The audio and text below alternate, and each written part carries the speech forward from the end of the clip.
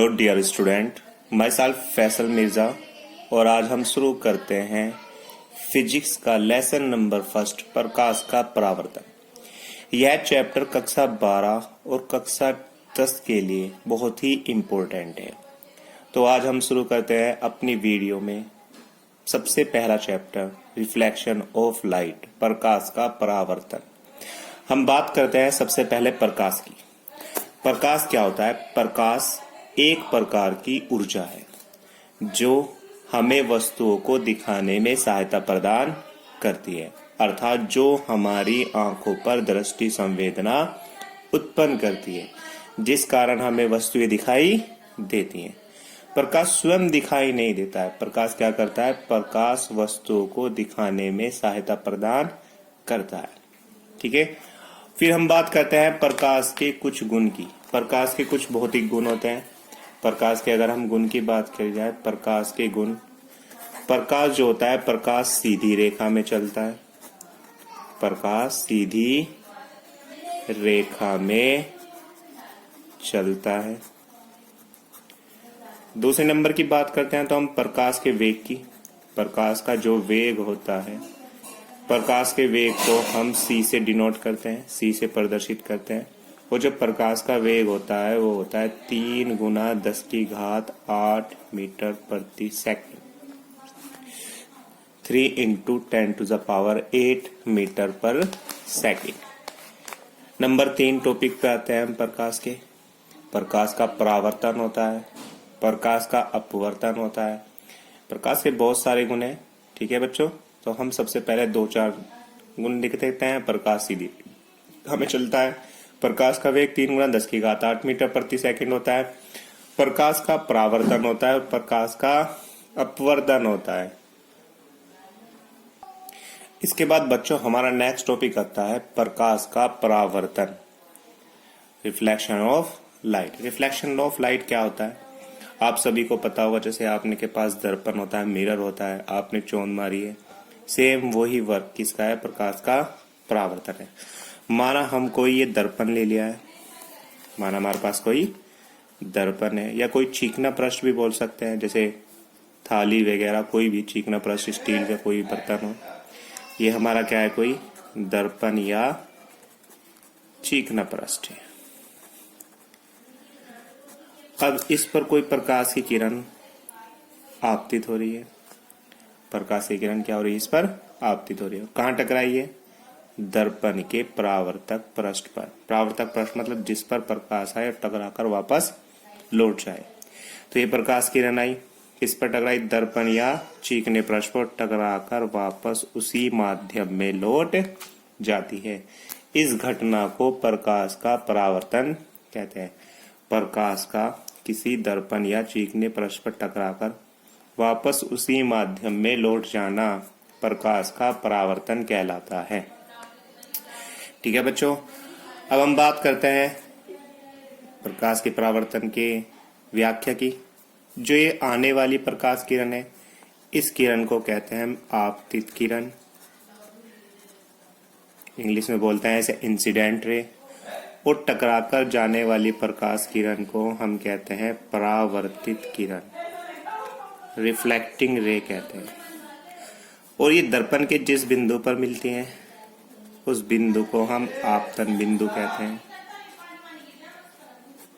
आपतन बिंदु पर अगर हम लंब डालें, उस लंब को हम अभिलंब कहते हैं। आपतन बिंदु पर डाला गया लंब अभिलंब कहलाता है। ठीक है बच्चों, आने वाली प्रकाश किरण को आपतित किरण, टकराकर जाने वाली प्रकाश किरण को परावर्तित किरण, और जिस बिंदु पर ये मिलती है उसे आपतन बिंदु कहते हैं। आपतन बिंदु पर डाला गया लंब अभिलंब कहलाता है। अब ये हमारी आपतित किरण है और ये अभिलंब है, इनके बीच एक एंगल बनना है, एक कोण बनना है। इस कोण को कहते हैं हम आपतन कोण। इस कोण को हम आपतन कोण कहते हैं, जिसे आई से डिनोट करते हैं। इसी प्रकार परावर्तित किरण और अभिलंब के बीच एक कोण बनता है, इस कोण को हम परावर्तन कोण कहते हैं, जिसे हम आर से डिनोट करते हैं। ठीक है बच्चों। तो अब अगर हम पूरे प्रकाश के परावर्तन को समझें और इसकी व्याख्या करें तो मैं एक बार और रिपीट करता हूँ। जब कोई प्रकाश किरण किसी दर्पण या चीकने पृष्ठ पर टकराती है तो टकराने के बाद वापस उसी माध्यम में लौट जाती है। इस घटना को प्रकाश का परावर्तन कहते हैं। आने वाली प्रकाश किरण को आपतित किरण, टकरा कर जाने वाली प्रकाश किरण को परावर्तित किरण, और ये दर्पण के जिस बिंदु पर मिलते हैं उसे आपतन बिंदु। आपतन बिंदु पर डाला गया लंब अभिलंब कहलाता है। आपतित किरण और अभिलंब के बीच बनने वाले कोण को आपतन कोण, जबकि परावर्तित किरण और अभिलंब के बीच बनने वाले कोण को परावर्तन कोण कहते हैं और इसे आर से डिनोट करते हैं। इसके बाद हम बात करते हैं परावर्तन के नियम। परावर्तन के दो नियम होते हैं। कितने नियम होते हैं बच्चों? परावर्तन के दो नियम होते हैं और जो आप इसी फिगर से समझ सकते हो। पहला नियम क्या होता है? आपतित किरण, परावर्तित किरण और आपतन बिंदु पर अभिलंब तीनों एक ही तल पर होते हैं, एक ही सरफेस पर क्या होते हैं भाई? स्थित होते हैं। आपतित किरण, परावर्तित किरण और आपतन बिंदु पर अभिलंब तीनों एक ही तल में स्थित होते हैं। ये परावर्तन का फर्स्ट नियम है। अगर हम परावर्तन के सेकंड नियम की बात करते हैं तो ये जो हमारा आपतन कोण है, ये कौन सा कोण है? हमारा परावर्तन कोण। आपतन कोण हमेशा परावर्तन कोण के बराबर होता है, अर्थात angle i equals to angle r. आपतन कोण बराबर परावर्तन कोण के, ये परावर्तन के दो नियम होते हैं। नेक्स्ट टॉपिक की बात करते हैं बच्चों। नेक्स्ट टॉपिक आता है हमारा दर्पण, मिरर। मिरर क्या होता है? माना हमने कोई कांच या कोई चिकना पृष्ठ लिया, कोई कांच या चिकने पृष्ठ की प्लेट ली और उस पर पारे या चांदी की पॉलिश के ऊपर लोहे के लाल ऑक्साइड का, चांदी या पारे के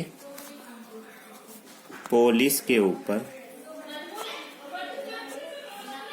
लाल ऑक्साइड का, लोहे के लाल ऑक्साइड का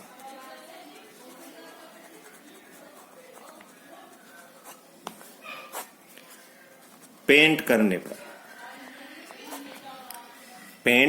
करने पर दूसरी ओर का पृष्ठ परावर्तक पृष्ठ बन जाता है। दूसरी ओर का पृष्ठ क्या बन जाता है?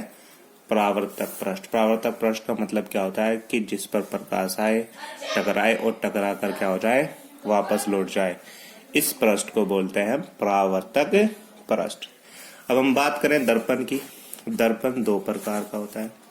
दर्पण दो प्रकार का होता है। नंबर एक समतल दर्पण, नंबर दो गोलीय दर्पण। नंबर एक समतल दर्पण, नंबर दो गोलीय दर्पण। ठीक है बच्चों। जो हमारा गोलीय दर्पण होता है, स्फेरिकल मिरर होता है, ये दो प्रकार का होता है। नंबर एक अवतल दर्पण, नंबर दो उत्तल दर्पण। Concave mirror, convex mirror. ठीक है बच्चों। तो मैंने दर्पण बताया, दर्पण दो प्रकार का होता है। नंबर एक समतल दर्पण, दूसरा कौन सा है? गोलीय दर्पण। सबसे पहले बात करते हैं समतल दर्पण की। समतल दर्पण क्या होता है?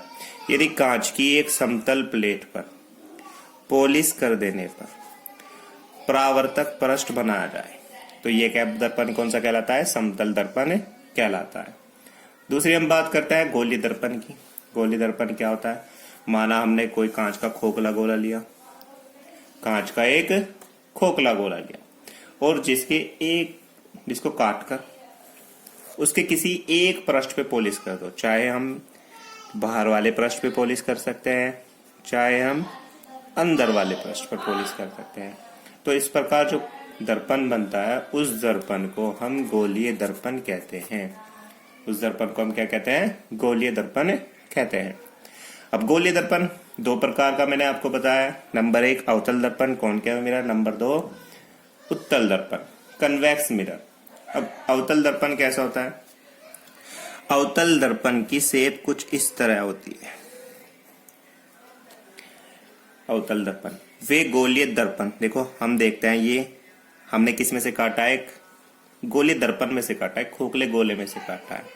हमने इसका पार्ट ऐसे काटा और इसके उभरे हुए पृष्ठ पर हमने क्या किया है भाई, पॉलिश किया है।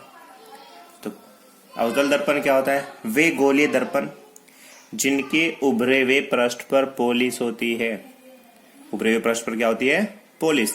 जबकि दबा हुआ तल क्या होता है, दबा हुआ पृष्ठ क्या होता है, परावर्तक पृष्ठ होता है।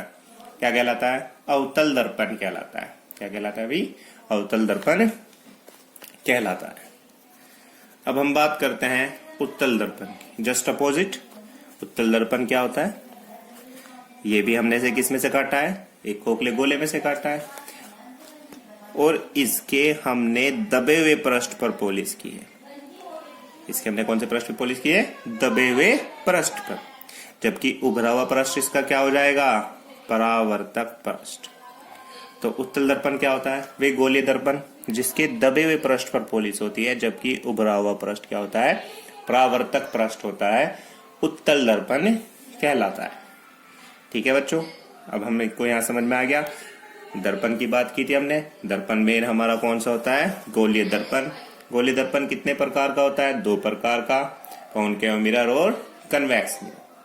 कॉनकेव मिरर क्या होता है, वे गोलीय दर्पण जिनके उभरे हुए पृष्ठ पे पॉलिश होती है, जबकि दबा हुआ पृष्ठ क्या होता है, परावर्तक पृष्ठ होता है, अवतल दर्पण कहलाता है। जबकि उत्तल दर्पण क्या होता है, वे गोलीय दर्पण जिनके दबे हुए पृष्ठ पर पॉलिश होती है, जबकि उभरा हुआ पृष्ठ क्या होता है, परावर्तक पृष्ठ होता है, उत्तल दर्पण कहलाता है। और ये दोनों ही मिरर एक खोखले गोले में से काटे जाते हैं। ध्यान रखना, ये किस में से काटे गए हैं, एक खोखले गोले में से काटे गए हैं।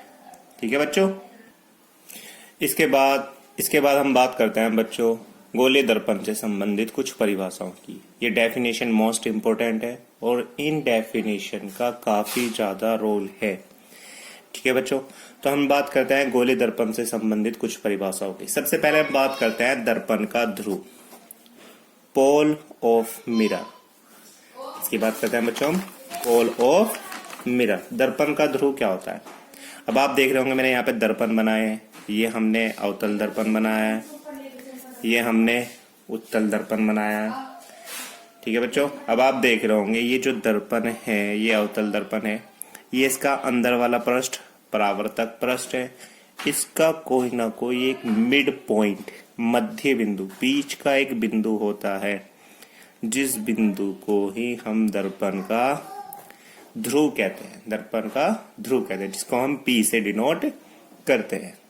ठीक है बच्चों, जिसको हम किससे डिनोट करते हैं, P से डिनोट करते हैं। अगर हम उत्तल में देखें, ये हमारा उत्तल दर्पण है, ये इसका परावर्तक पृष्ठ है, इसका भी कोई ना कोई मिड पॉइंट होगा परावर्तक पृष्ठ का, और इसके मिड पॉइंट को ही हम दर्पण का ध्रुव कहते हैं। अगर हम डेफिनेशन की बात करें, गोलीय दर्पण के परावर्तक तल के मध्य बिंदु को दर्पण का ध्रुव कहते हैं। इसको हम P से प्रदर्शित करते हैं। नेक्स्ट टॉपिक चलते हैं हम वक्रता केंद्र, सेंटर ऑफ कर्वेचर की बात करते हैं। सेंटर ऑफ कर्वेचर क्या होता है, आप देख रहे होंगे ये उत्तल दर्पण है, ये हमने किस में से काटे, एक स्फेरिकल मिरर में से, एक गोलीय दर्पण में से काटे हैं। अब जो गोलीय दर्पण है उसका कोई ना कोई सेंटर होगा, उसका कोई ना कोई सेंटर होगा, और उसके सेंटर को ही हम दर्पण का वक्रता केंद्र कहते हैं। हम इसको C से डिनोट करते हैं। तो गोलीय दर्पण जिस खोखले गोले का पार्ट, हिस्सा, भाग होता है, उसके केंद्र को दर्पण का वक्रता केंद्र कहते हैं। इसको हम C से प्रदर्शित करते हैं। तो दर्पण जिस खोखले गोले का भाग होता है, उसके केंद्र को वक्रता केंद्र कहते हैं। इसे C से प्रदर्शित करते हैं। नेक्स्ट टॉपिक हमारा आता है वक्रता त्रिज्या, रेडियस ऑफ कर्वेचर की। रेडियस ऑफ कर्वेचर क्या होता है, आप सभी बच्चे जानते होंगे। अगर ये कोई हमारा स्फेरिकल हो, ये हमारा सेंटर है, यहाँ से यहाँ तक की डिस्टेंस यहीं पे भी मिला लो आप, ये सब हमारी क्या होती है भाई, रेडियस होती है। इसी प्रकार हम सेंटर और परावर्तक पृष्ठ की जो बीच की दूरी होती है, इसको हम क्या कहते हैं, रेडियस ऑफ कर्वेचर कहते हैं, जिसको हम आर से डिनोट करते हैं। रेडियस ऑफ कर्वेचर को किससे डिनोट करते हैं, आर से डिनोट करते हैं। तो परावर्तक पृष्ठ और वक्रता केंद्र के बीच की दूरी को वक्रता त्रिज्या कहते हैं। नेक्स्ट टॉपिक आता है हमारा मुख्य अक्ष, प्रिंसिपल एक्सिस। हम बात कर रहे थे बच्चों मुख्य अक्ष की, प्रिंसिपल अक्ष की। प्रिंसिपल अक्ष होता क्या है, ये हमारा अवतल दर्पण है, ये हमारा उत्तल दर्पण है। यहाँ पे इसका ध्रुव, ये वक्रता केंद्र, ये ध्रुव, ये वक्रता केंद्र। मुख्य अक्ष क्या होता है, प्रिंसिपल एक्सिस क्या होता है, वक्रता केंद्र और ध्रुव को मिलाने वाली रेखा। कोई रेखा है जो उनको मिलाती हुई जा रही है, किस किस को, वक्रता केंद्र और ध्रुव को मिलाने वाली रेखा प्रिंसिपल एक्सिस कहलाती है, मुख्य अक्ष कहलाती है। ठीक है बच्चों, तो वक्रता केंद्र तथा ध्रुव को मिलाने वाली रेखा क्या कहलाती है, प्रिंसिपल एक्सिस कहलाती है। इसके बाद हमने बताया था आपको अभिलंब। इसके बाद हमने आपको क्या बताया था, अभिलंब। अभिलंब क्या होता है बच्चों, नॉर्मल क्या होता है, ये गोलीय दर्पण है, इसके किसी भी बिंदु से वक्रता केंद्र को मिलाने वाली रेखा। माना हमने यहाँ गोलीय दर्पण है का वक्रता केंद्र है, ये इसका गोलीय दर्पण से हमने ध्रुव वक्रता केंद्र को मिलाया। अगर हम कहीं भी मिला रहे हैं, ये हमारा क्या कहलाएगा, अभिलंब कहलाएगा, नॉर्मल कहलाएगा।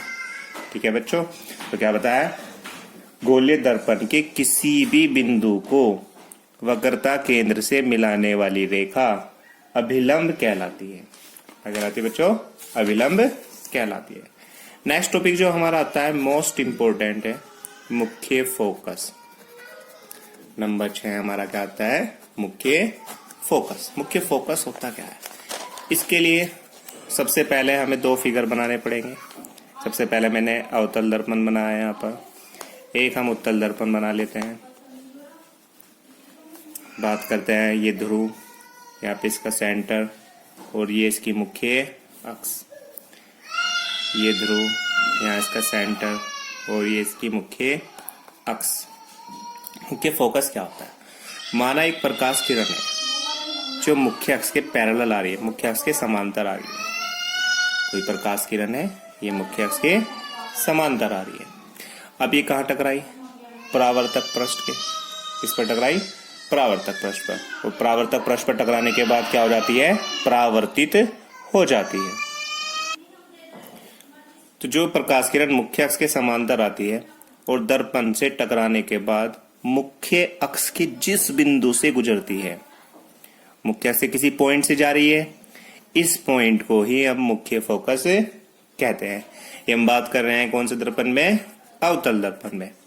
अगर हम बात करें उत्तल दर्पण में, ये प्रकाश किरण मुख्य अक्ष के समांतर आ रही है, ये किसी दर्पण के परावर्तक पृष्ठ पे टकराई और टकराने के बाद यहां से क्या हो गई, परावर्तित हो गई। अब हमने क्या करा, इसको पीछे हटाया। हमने क्या देखा, ये किसी बिंदु पर मिलती हुई प्रतीत हो रही है। क्या हो रही है, मिलती हुई प्रतीत हो रही है। तो इस बिंदु को हम क्या कहेंगे, मुख्य फोकस कहेंगे। और हम इसे किससे डिनोट करते हैं, एफ से डिनोट करते हैं।